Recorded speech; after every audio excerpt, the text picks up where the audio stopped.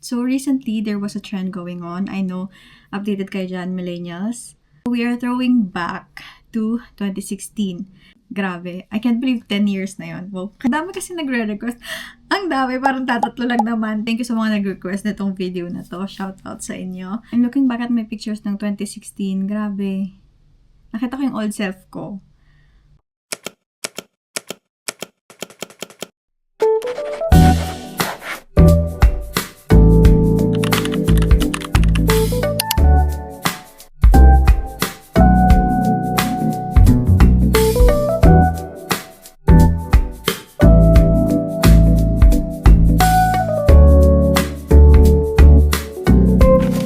Millennials, I'm Elaine Ira and welcome back to my channel. Grabe, nakakamiss gawin yun. Parang recently puro tayo welcome back to another biyaheng millennial. Pero ngayon, let's do this sit-down vlog. So recently, there was a trend going on. I know, updated kayo dyan, millennials. We are throwing back the good old 2016. Grabe, I can't believe 10 years na yun. Wow, can't believe. Pero syempre, hindi tayo nagpatala dyan. So, nag-post din tayo ng 2016 pictures natin. Ayan.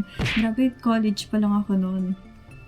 Dami nang nangyari last 10 years. But while I'm looking back at my photos ng 2016, syempre, kailangan may entry tayo, diba? Hindi tayo pwede magpahuli. Pero ayun nga, I'm looking back at my pictures ng 2016. Grabe. Nakita ko yung old self ko. Yung old self ko na parang hindi pa ganito gaanong ka-confident. Yung main reason kasi lagi akong napapansin because of my acne. If you've been here nung pinakauna pa ako nag-start ng YouTube ko, makikita nyo na hindi gaano ka-clear yung skin ko. Nagpa-derma ako before 3rd year high school. So, nag-clear up siya. Sumali pa ako ng pageant at my 4th year. And then, after nun, hindi ako nakatuloy-tuloy sa derma. Bumalik siya. And then, I tried again bumalik sa derma nung college ako. Nag-clear up siya. So, sabi ko sa sarili ko, hindi na ako babalik sa dati. So, tinuloy-tuloy ko yung pag-aalaga sa skin ko, sa mga kinakain ko, nag-iingat, ayun. So, ang i-share ko sa inyo today is kung ano yung ginawa ko to maintain na yung clear skin. So, if you're here to check kung paano matanggal yung acne, i-redirect ko kayo sa mga videos ko before kasi I believe yun yung mas makakatulong. But if you're here to check yung progress after nung mga anti-acne products talaga. Let's start with this video. So for this video, hahatin ko siya in 3 parts kasi clear skin sa face is hindi lang siya nakukuha sa products. So tatlo siya. For me tatlong ways is yung skincare nga, yung apply ng product sa face, and then second is yung sa hair. Kasi sinabihan din ako ng derma ko nun na yung mga pimples ko dito sa noo, kasi ang dami kong pimples na maliliit sa noo, and dito sa gilid is coming from the chemicals na ginagamit ko sa hair ko. So, yun din, i-share ko siya sa hair. And then, third is yung mga food intake. Kung ano yung mga kailangang iwasan, kailangang dagdagan, ganyan. Before we start, sabihin ko lang na hindi ako derma, hindi ako expert sa ganito, but I'm just speaking from my experience, ano yung nag-work sa akin, na hopefully makatulong din siya sa inyo. So, ayun, let's start. So, ayun, the first part is the products I use for my face. Some of these products are nabibili sa Watsons. I'm not sure sa ibang products, but search nyo na lang. So, first of all, ginagamit ko as facial cleanser. Dalawa siya. So, Lux Organics. Ito yung everyday ko talaga. Day and night. Power Glow Vita Glow C Whip Cleanser. So, ayan siya. Meron na siyang vitamin C and hyaluronic acid. Very soft lang siya sa skin and hindi siya masyadong matapang. And then, this one, ginagamit ko siya 2 or 3 times a week lang. Medyo mas matapang to pero mas nakaka-help siya mag-dry ng skin. Halimbawa kung may nagka-pimple ako ng isa, dalawa, ganun lang. Ginagamit ko siya. And meron na siyang AHA, niacinamide, tsaka tea tree extract. Kung acne prone din yung skin nyo, kilalang kilala nyo na yung tea tree extract. Sobrang best friend nyo yan kung nagkaroon kayo ng acne talaga before. Lahat ng products ng for acne is may tea tree extract. So kapag nagkaroon ako ng isa, dalawang pimple, dun ko talaga siya fino-focus. Since, ayun nga, dito na ako sa Canada ngayon. Kapag may uuwi, or kapag ako uuwi, bibili talaga ako ng ganito. Nag-stock up ako. So meron pa akong extra. May extra pa ako, hindi ko pa siya nabubuksan. So, dalawa. Sobrang yun talaga nag-work sa akin. And once na may nag-work sa akin, ayoko na siyang bagu-baguhin pa. Kasi baka bumalik na naman yung pimple ko ayoko nang mangyari yan ulit. So, after kong mag-facial wash, gumagamit ako ng facial tissue. Ayan. I don't recommend using toilet paper kasi nag-iiwan siya ng debris sa skin. So, baka pag nagstay yan, maglag pa sa pores nyo and everything. Itong facial tissue talaga, ever since nung nag-start ako mag-skincare products sa face, facial tissue talaga. Kapag nagpawis ka, kung kaya mong facial tissue talaga. And the next one is yung toner or astringent na ginagamit ko is Thayers. Meron siyang witch hazel and aloe vera formula. So, nagka-hydrate na rin siya ng skin. And enough lang, hindi masyadong matapang. So, enough lang to remove yung mga hindi natanggal sa facial wash. And then, the next, pag morning, inuuna ko is multipeptide HA serum. So, the ordinary product siya. Kung gusto nyong bumili, magpasabay kayo sa akin. O, diba? Business. Nag-promote. Pero ayun, ubos na siya. Kung nakikita nyo, ayan. Lagi ko siyang ginagamit. Everyday talaga. Pwede to day and night. So, ang ginagawa niya sa skin is sinahydrate niya yung skin mo. So, para hindi ka dry na dry. Lalo na ngayon dito, winter. So, nakaka-dry talaga ng skin. Nakaka-dry ng lips. Nakaka-dry ng pagkatao. Kaya kailangan mo ng ganito. Or pwede na rin yung hyaluronic acid kung gusto mo. Pero, this one is more helpful siya, lalo na sa mga advanced age, mga trentahin or gustong magpabata. This one is helpful as well. So, I will share na din yung ibang mga panggabi na ginagamit ko. So, this is Estee Lauder. Basta, ayun, ANR, Advanced Night Repair. So, recently ko lang siya nagamit and very din siya. Parang nakaka-glow ng skin. Para sa mga na din to, advanced age. So, ayun, kung gusto mong maging glowing and pabata din. So, this one is medyo pricey lang siya, pero maganda siya. Next is retinol. This one is medyo advanced skincare siya. So, kapag mag-start ka ng 0.1 or 0.2, basta maliit lang na percentage. Pero, ang ayoko lang dito sa The Ordinary na retinol is 3 months lang siya once open. Makikita nyo yung little bottle dyan, nakalagay. Once open, 3 months mo lang siya gamitin. And naka 3 months na ako. Ang dami pang product. So for me, hindi ko siya sulit. Kasi gusto ko yung maubos yung product bago ko siya itapon. Pero ito kasi 3 months na, mag 4 months na sa akin ngayon. Ayoko na siyang gamitin, natatakot ako kasi, ayan, dyan ka muna.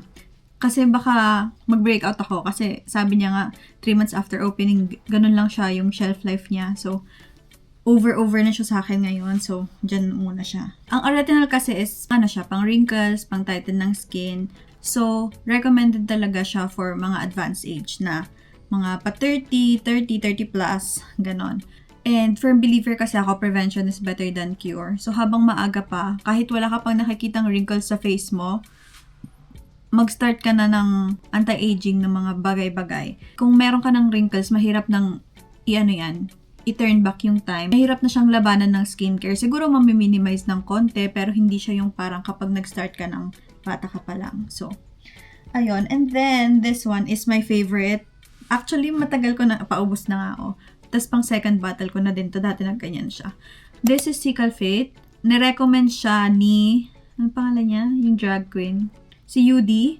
If kilala niyo siya. Diba sobrang ganda ng skin niya. Ayan. Ito yung holy grail niya daw before. So, sabi ko, oh, really? Tapos talagang nakatulong siya sa akin. Yung mga acne marks ko, yung mga uneven skin tone ko. Sobrang nakatulong siya and parang nag-ayos yung yung skin ko. Although ito 6 months lang talaga, kaya maliit lang binibili ko, and this one is good for 6 months na. Medyo pricey lang siya. I think this one is $20. So siguro mga 1,000 sa Pilipinas. So ayun, and everything, walang kwenta yan kung hindi ka mag-sunscreen. I have my sunscreen here, Bello pa din ang gamit ko. Mas gusto ko tong Dewy Essence kaysa yung isa kasi mas gusto ko yung medyo parang moisturized na feel lang siya, hindi yung parang matte na matte. So, this one is very good. Kapag naubusan ako, talagang magpapapadala ako sa ate ko. And this one is always buy one, take one. So, very affordable lang siya. So, ayan. I love this one. Huwag nyo din kakalimutan yung lips nyo. So, ang gamit ko is this Nivea Sun Care. Kasi pwede siyang panglaban sa harsh ng sun. Kasi pag nagsa-sunscreen tayo, minsan, dito lang talaga siya. Hindi natin nilalagyan ng sunscreen sa lips. Kaya nagkakaroon ng discoloration yung lips natin, especially sa mga brown skin dyan, like me. So, Nivea Sun Care. And then, kapag OA na yung crack ng lips ko, ito na yung ginagamit ko, lip repair. Lalo na pag winter, sobrang OA, nagsusugat talaga yung lips ko. So, ito talaga ang panglaban ko dyan. So, ayun, we're done with all the products and everything. Okay, now for part 2 naman is yung mga hair care products ko. So, hindi naman masyadong madami. But, ever since nung 3rd year to, ito na yung sinasabi ng derma ko na walang masyadong harsh chemicals na pumapasok sa hair and everything. Ang gamit ko is mane and tail. Yung para sa kabayo. May kabayo, yan o. May ganyan. Pero sobrang ganda niya sa hair talaga. Malambot siya. Magaling conditioner niya. Pero ito is shampoo. Ayan. So, ito yung nag-work sa akin. Kapag ito yung ginagamit ko, hindi talaga ako nagpipimples around this area, dito.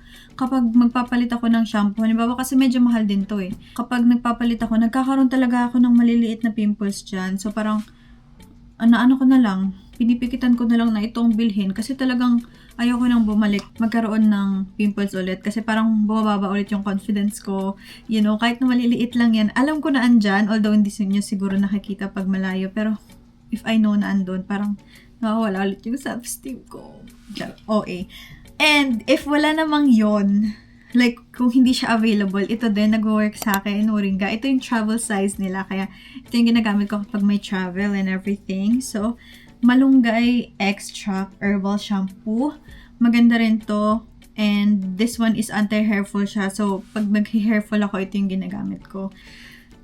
Ang hirap magpaganda. Ang gastos. Anyway, so I think ayun lang. And also, kapag nagsusuklay ako, diba, ang dahil pang buhok.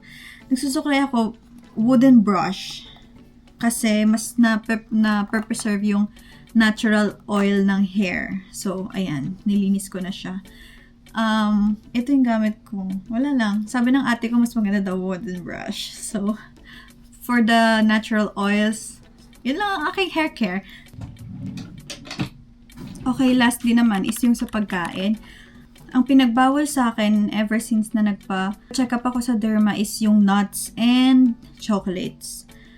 So, sinasabi ng mga matatanda talaga sa amin, huwag ka kumain ng mani kapag mapimple ka. And sabi ng iba, myth lang yun. Pero nung sinabi na nung derma ko sa akin, sabi ko, ay makikinig na ako talaga. Hindi na siya sabi-sabi ng mga matatanda. Sabi na talaga siya ng expert. So, ayun, kaya ayaw ko na din talaga ng M&M na may nuts kasi combo siya sa akin eh. Kapag alam kong kakain ako ng chocolate or nuts, may expect ko na magkakapimple ako somewhere over there. Iniiwasan ko talaga siya. Pero may times na hindi ko talaga maiwasan uminom ng hot chocolate or kumain ng may chocolate. Lalo na ng Pasko.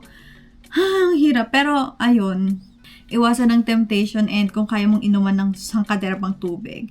So, ayun din, inom ng madaming tubig. Like, hydrate talaga. Hindi lang i-hydrate yung skin pang labas, i-hydrate mo din yung sarili mo sa kaloob-looban mo. Ayun. Iwasan din yung ma-sugar. So, ang tagal ko nang hindi nagju-juice.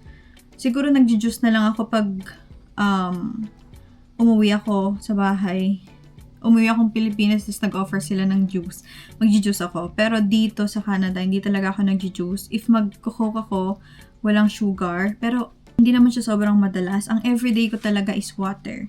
So, kung kaya nyong water talaga. Medyo mahirap siya sa umpisa, lalo na kapag nasanay kang nag-juice, nagsusoft drinks. Pero, gawin mo para sa sarili mo. And also, tumatanda na rin tayo. Ingatan ng health. Wag lang yung skin na panglabas. Yung sa loob din. Ayun din, iwas junk foods, salty foods, ayan. Yun din yung nakaka-pimples talaga, yung mga chichirya. And kung pwedeng kumain ng clean foods like gulay, ayan, and iwasan yung oily sa mga ulam, ayun, mas recommend ko din yun. Kung sakali mang hindi maiwasan, inuman ng madaming tubig talaga. Yung tubig is panglaban sa lahat. It's a medicine. Wow! Kaya maniwala sa akin, hindi ako doktor. Hindi man siya gamot, mas maganda siya sa kalusugan yung tubig. But anyway, I think that's it for this video. I hope, ang dami kasi nagre-request. Ang dami, parang tatatlo lang naman. Pero ayun, thank you sa mga nag-request na itong video na to. Shout out sa inyo. So ayun, I hope this video is helpful and see you after 10 years. Charot. See you on my next vlogs. Bye!